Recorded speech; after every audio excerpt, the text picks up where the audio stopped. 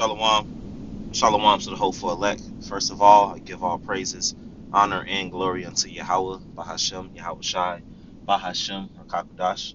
And double honors to the apostles and the elders of Great Millstone who teach us this truth and rule well. And peace, love, and salutation and blessing unto the hopeful elect who are sincerely hastening the day that the Heavenly Father Yahweh is going to send Yahweh Shai to deliver the elect of Israel while destroying our enemies. And the true Israelites today are your so-called blacks, Latinos, and Native Americans, as well as those who are scattered throughout the four corners of the earth, who many of our people will look like the different nations under the sun. But if you've been given the gift of this truth and faith, then your bloodline and lineage, it goes back to the 12 tribes of Israel. Now, this is a quick little topic I want to get into. This is an article. This is from earlier this week. Today is the 27th, so this was Monday. This Monday, it reads: Neuralink plans to test whether its brain implant can control a robotic arm.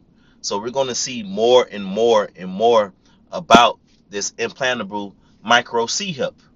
You know, we have to say it that way. Because to the best of our ability. Because sometimes I ain't gonna lie, sometimes I just say it straight up. But Esau tries to mess with our videos. These devils.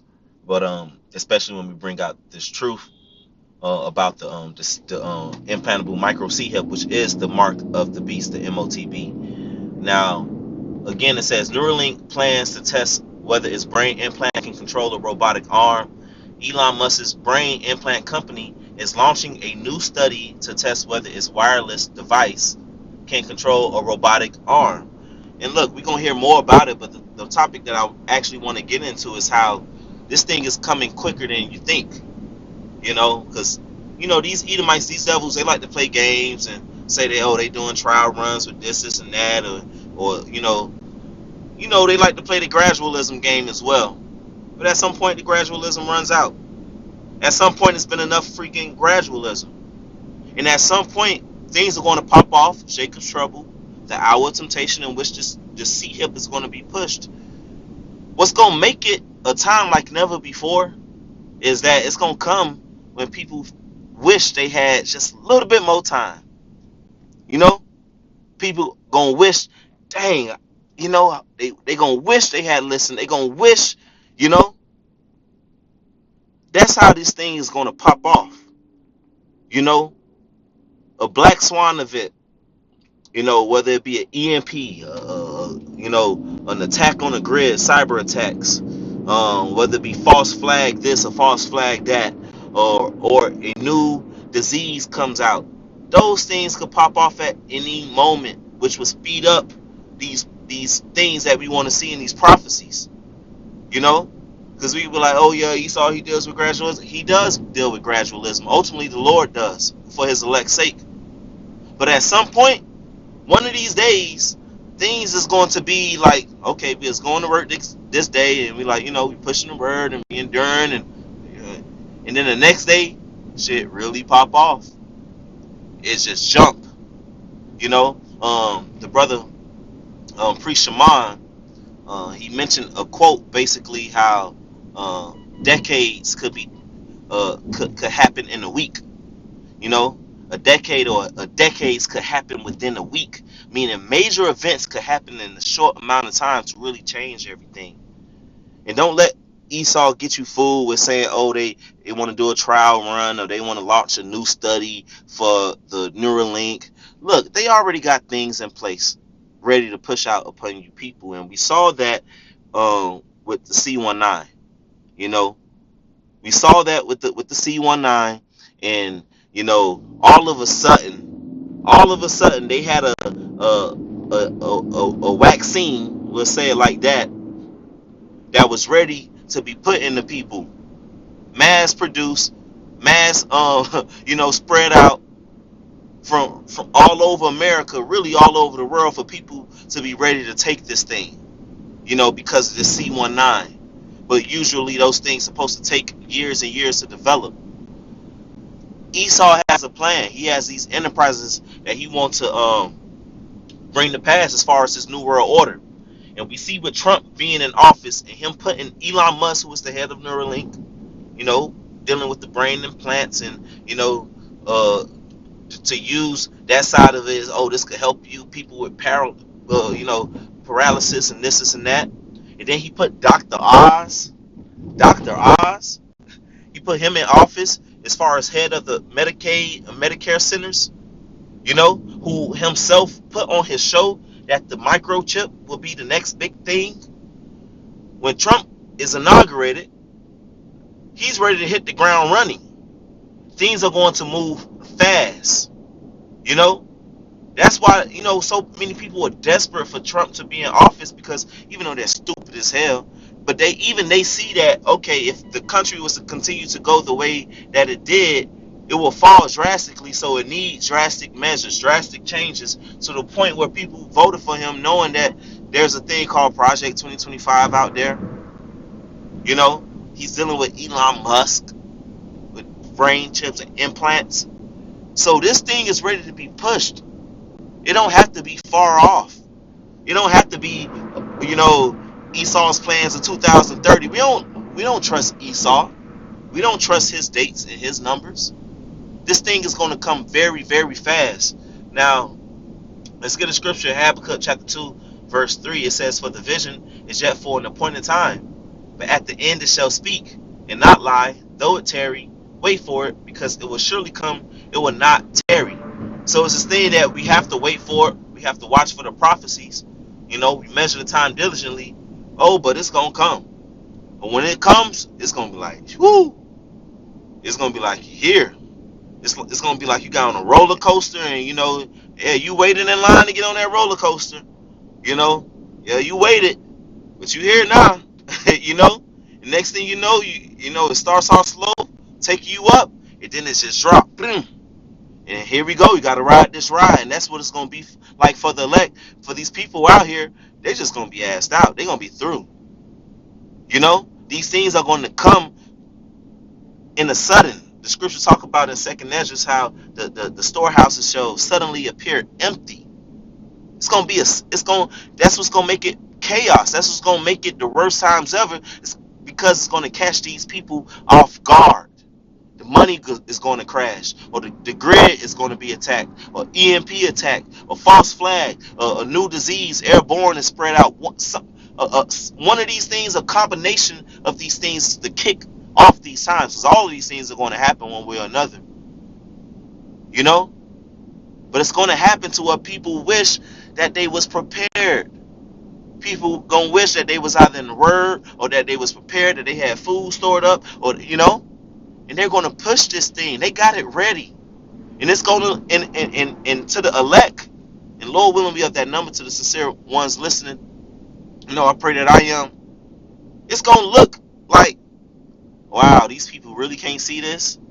They really can't see how they just forcing this, that they did this themselves, a false flag, or doing this themselves to push out this chip. Because that's what they want. Look, Revelation 13:16, it says, "And he causeth all." And he causeth all. That's these devils from the Rothschilds, these banker families, the ones who are really in charge. It says, "And he causeth all." And Trump, he's a face for these elites and for those small hatters over there. He's with them, and he's a, we believe he's Nero, so he's a powerful on the left hand side figure himself. He's down for this. That's why when he got elected, he called Elon Musk. He said, "A star is born." And he just went on raving about Elon Musk. Went to the MMA fight a couple nights later with Elon Musk. He hired Dr. Oz for the White House. Dr. Oz. Why? Because these people been watching Dr. Oz for over 20 years, and they comfortable with him. And you know how these people are mad about their idols and their celebrities. So if Dr. Oz says it's okay, they're gonna go with it. So it says, "And he causeth all, both small and great, rich and poor, free and bond, to receive a mark in their right hand or in their foreheads." Right, and that mark, something implantable, something like a stake stuck in you, pricked in you. That's an implantable micro chip. It is. If somebody can't get it, then they're just gonna get destroyed and burned up, because that's gonna be the judgment for it, as it says in Revelation chapter 14, verse 8 and 9 and 10. It's just gonna be burned up. Then, if they can't get this, if they can't see this, then whatever. To hell with them. You know? It says free and bond to receive a mark in their right hand or in their foreheads. People are literally putting micro C hips in their hands already. Elon Musk already did the demonstration for everybody to see. Brothers got together and watched it live as he did a demonstration of a brain implant. Verse 17, it says, "In that no man might buy or sell, save he that had the mark, or the name of the beast, or the number of his name." So you will not be able to buy or sell without this. So that's something that's tangible. You could see. They could tell whether you have this mark or not. It's not sin, because you got groups say that it's sin, and they at the same time they say that they don't sin, but they still able to go and buy and sell. What sense does that make? It's talking about these implants, man. These C hips. You know, you won't be able to buy or sell without it. And in order to push people to do these things, to do what they want, they cause chaos. And chaos is perfected when it comes out of nowhere. When they did 9/11, nobody thought 9/11 was going to happen that day. Nobody thought that. And then it happened. You know, when C-19 came out, nobody thought it was going to shut down all of America. NBA was playing, and next thing you know, uh, they shut down the NBA, and next thing you know, the next week they shut down the whole everything, the whole world. People wasn't ready for that. That was a test run.